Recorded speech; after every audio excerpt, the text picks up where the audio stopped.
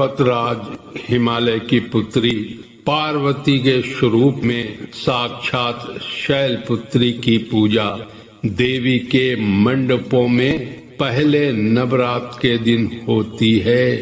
शैलपुत्री अपने अस्त्र त्रिशूल की भांति हमारे त्रिलक्ष्य अर्थ, धर्म और मोक्ष के साथ मनुष्य के मूलाधार चक्र पर सक्रिय बल है। मूलाधार में पूर्व जन्मों के कर्म और समस्त अच्छे बुरे अनुभव संचित रहते हैं।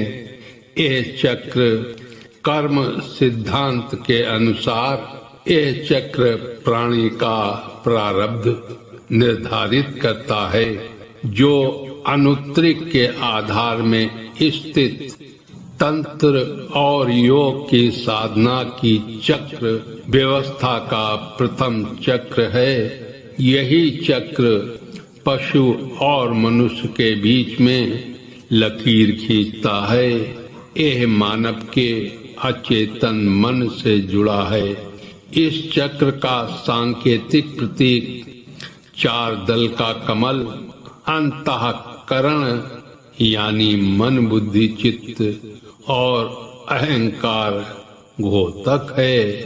शैलपुत्री नंदी बैल पर सवार संपूर्ण हिमालय पर विराजमान है। यह वृषभ वाहन शिव का ही स्वरूप है। घोर तपश्चर्या करने वाली शैलपुत्री समस्त वन्य जीव जंतुओं की रक्षक भी है। शैलपुत्री के दाहिने हाथ में त्रिशूल, जो धर्म, अर्थ और मोक्ष के द्वारा संतुलन का प्रतीक है, शैलपुत्री के लक्ष्य को स्पष्ट रूप से प्रतिबिंबित करता है।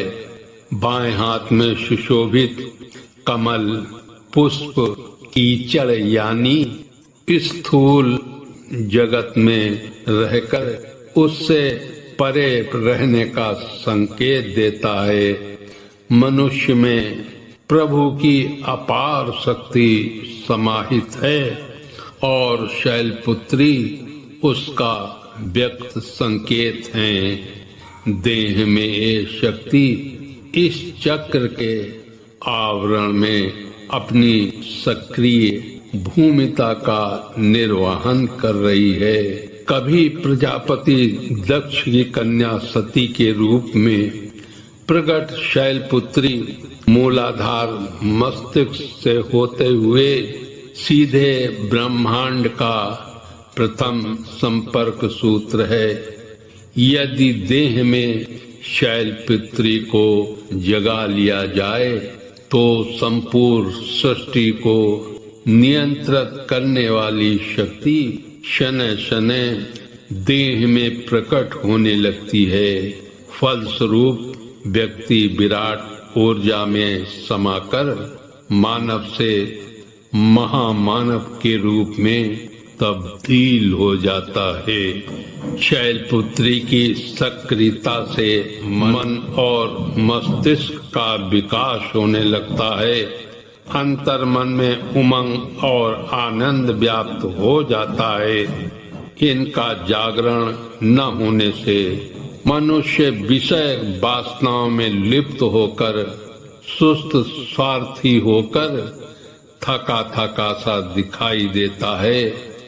शैलपुत्री मनुष्य के कायाकल्प के द्वारा सशक्त और परम हंस बनाने का प्रथम सूत्र है।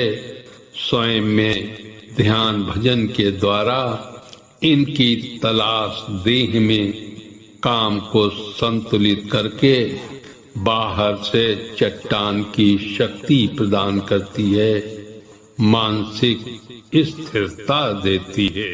बोलिए जगत जननी माँ शैलपुत्री की।